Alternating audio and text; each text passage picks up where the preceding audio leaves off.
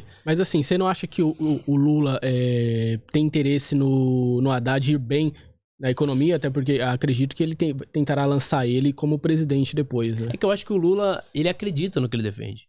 O Lula acha que pra economia ir bem, você tem que gastar e incentivar a economia com dinheiro público. É isso que ele acredita.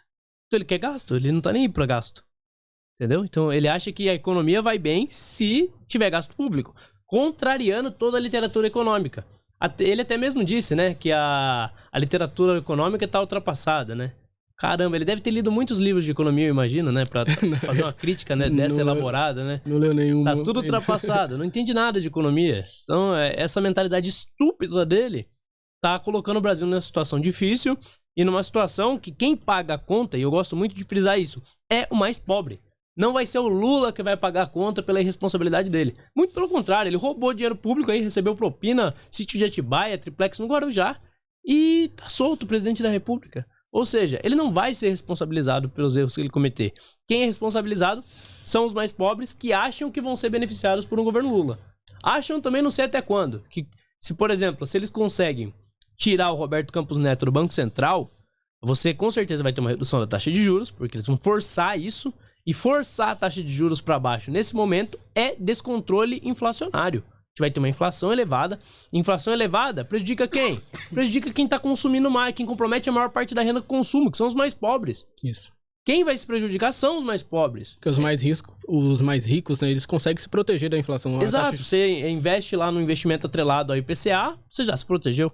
Então, você tem essa circunstância que a irresponsabilidade que ele tá pregando, ele fala, a taxa de juros tá alta, como se o Banco Central estivesse deixando a taxa de juros altas porque o Banco Central é malvado. O Banco Central quer que o pobre pague taxa de juros alta. Mas qualquer pessoa que estuda o básico de economia sabe que taxa de juros alta é para controlar a inflação. Se você não levanta a taxa de juros, a inflação ela descontrola. E de quem que é a responsabilidade de manter a inflação estável para a taxa de juros ficar baixa? Do governo. É do governo? O governo ele tem que elaborar políticas econômicas responsáveis, políticas econômicas de controle para que você não tenha inflação. E principalmente isso passa por reduzir gasto público. Se o governo reduz gasto público, você tem uma redução da inflação. Se você tem uma redução da inflação, a taxa de juros pode abaixar. Então a responsabilidade pela taxa de juros altas é do governo. O Banco Central ele é autônomo exatamente por isso, porque ele serve como um termômetro. Ele mostra se o governo está sendo responsável ou irresponsável. E é isso que o Lula não quer. Ele quer poder ser irresponsável sem ter esse termômetro acusando ele toda vez que ele pratica alguma irresponsabilidade.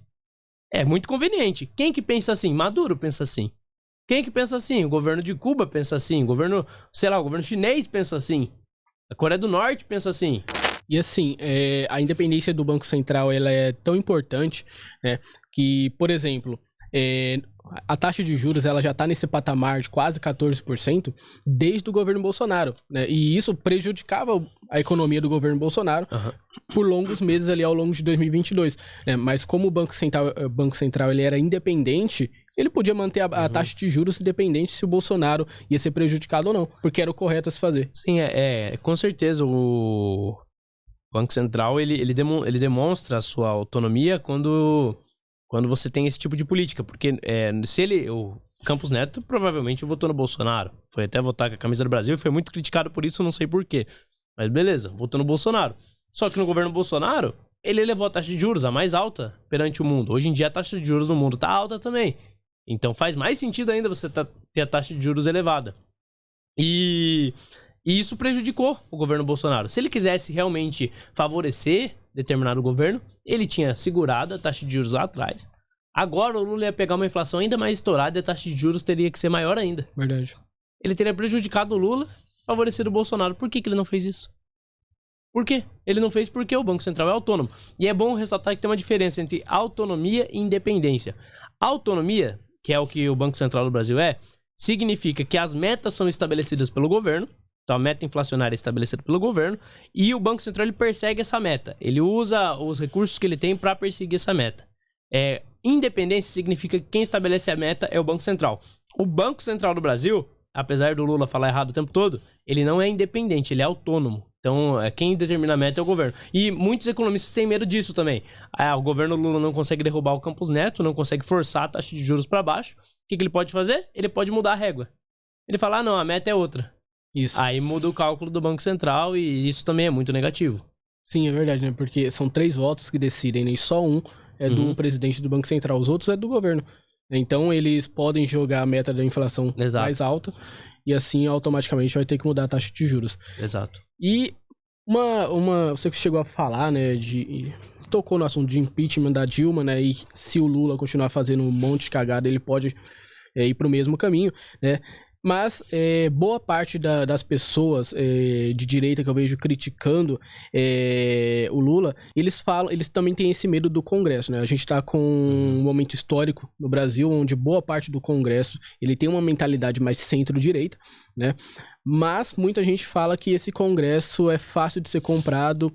E eu queria saber a sua visão sobre isso. Você acredita que as pessoas que estão lá agora realmente estão ali para levar o Brasil para frente, seguir os ideais dos seus eleitores, ou você acha que realmente é a mesma coisa de anos atrás, que teria uma facilidade de comprar votos ali de algum jeito? Bom, primeiro eu não acredito em contos de fadas, tá? Eu sei que os parlamentares que estão lá, eles têm seus interesses. Muita gente, infelizmente, não pensa no benefício da população em primeiro lugar, mas uma coisa é fato. É conveniente para o político ter votos. Sem votos ele não entra e não consegue o mandato. E hoje em dia a gente tem um eleitorado mais à direita que vai ser interessante pro político, até mesmo político oportunista. Ele fala, pô, eu tenho que ser de direita porque existe esse eleitorado e eu vou me eleger assim. Então faz sentido para esse político ser oposição. E se a gente acrescentar isso, o fato de que agora o Congresso tem uma autonomia maior sobre o orçamento também, você tem emendas impositivas maiores, tem um controle maior de recursos públicos. Se você levar em conta que hoje em dia você tem uma exposição nas redes sociais maior ainda do presidente da República, que no primeiro e no segundo governo do Lula não tinha, hoje em dia tem. Qualquer coisa que ele fala bobagem tá na internet, igual aconteceu com o Bolsonaro. Você vê que é uma situação que o Lula nunca teve acostumado a lidar.